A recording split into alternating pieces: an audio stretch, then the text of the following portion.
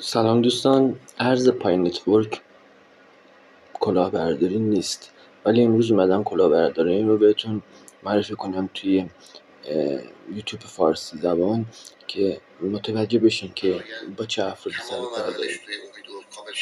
اما به هر حال این تنها ارزی هستش که اولین ارزی هستش که با از طریق موبایل شما میتونید فرایند استخراجش رو انجام بدید. کافیه برید داخل سایت مایند پی آی. البته باید در نظر داشته باشید که توی ایران فیلتر هستش، باید با فیلتر شکن وارد بشید. توی سایت مایند پی آی همینطور میتونید. خب ببین دوستان، این آقا یکی از اون افراد اینا کنین نوشته میخواین استخراج کنین، با کد من استخراج کنین که سرعت بیشتری استخراج انجام بدید. خب این داره دروغ میگه. نمیدونم برای چی این کارو میکنن. برای فالوور دیگه 100%.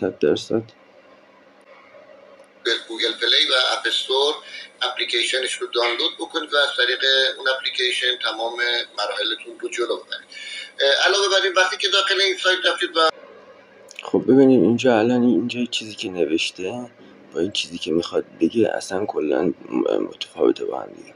کسی بفرستید و نمیتونید اینو خرید و فروش بکنید. فقط اون درصدی که آزاد هستش، معمولا الان وقتی که KYC میکنید حدود 80% رو بلاک میکنید که نرختون یه مقدار افزایش پیدا بکنید. اون 20% رو میتونید بفروشید. از اون 20% هم اون سهمی که مربوط به کسایی که اراده هویت نکردن قابل خرید و فروش.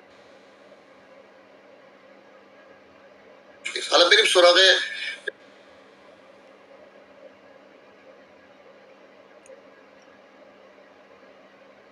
یعنی شما دوستان باید با تتر این خرید و فروش انجام بدی.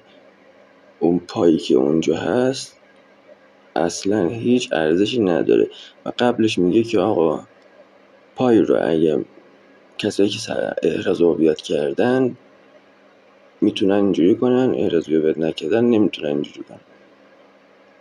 این خودش داره خودش رو تابلو میکنه. مراحل ابتدایی خودش رو داره میگذرونه. قطعا وارد کردنش از طریق خود پای نتورک به کیف پولتون اینجا وجود نداره. الان هنوز فعال نشده، یعنی شما نمیتونید مستقیم از کیف پول خود پای نتورک انتقال بدید به صرافی‌های لیست شده. فقط میتونید الان خرید و فروشش رو انجام بدید.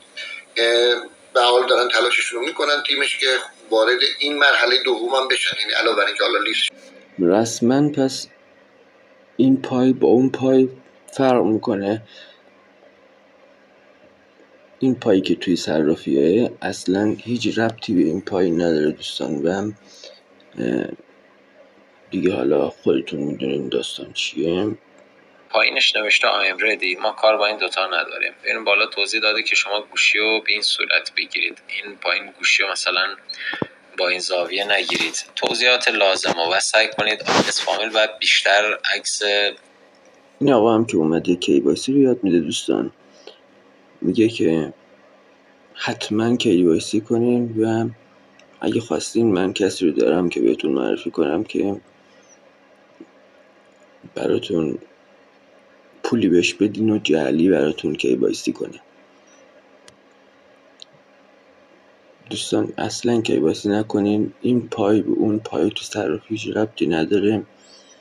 بذارین موقعی که وقت KYC شد اون موقع KYC میکنین. حالا اگه نیاز بود پول میدین به کسی براتون این کار انجام میده.